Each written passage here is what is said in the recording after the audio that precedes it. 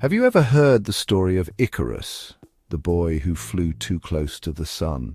In Greek mythology, Icarus was the son of Daedalus, a brilliant inventor and craftsman best known for designing the labyrinth of Crete, an inescapable maze built to imprison the fearsome Minotaur.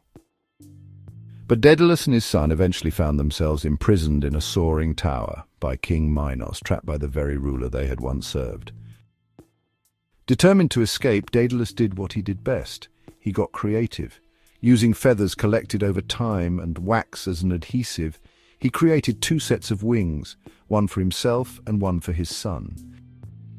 It was a daring plan, and before they took flight, Daedalus warned Icarus, "Don't fly too low or the sea's dampness will weigh you down, and don't fly too high or the sun's heat will melt the wax." But the thrill of flight proved too much for Icarus.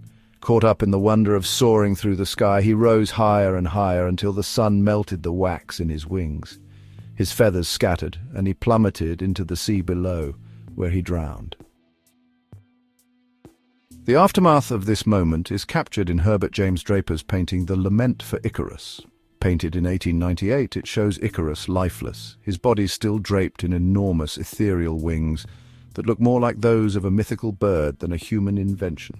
Draper made a bold, artistic choice by keeping the wings intact, unlike the traditional myth where they disintegrate mid-flight. But this choice isn't about accuracy, it's about emotion, drama, and beauty. The center of the composition is a group of nereids, sea nymphs from Greek mythology who have discovered Icarus on the shore. They gather around him, their expressions tender and mournful as if recognizing the fragility of youth and ambition. The whole scene is infused with the emotional intensity characteristic of late-Victorian romanticism. In the distance, the sun, the very force that doomed Icarus, sinks toward the horizon. Its golden light bathes the scene in a warm, nostalgic glow, casting long shadows and symbolizing the end, not only of a day but of a life filled with potential. It's a poetic visual. The sun, a symbol of aspiration, becomes a symbol of downfall. The myth of Icarus is a timeless tale that has been interpreted in various ways throughout history. The central theme of the myth is the danger of hubris, or excessive pride.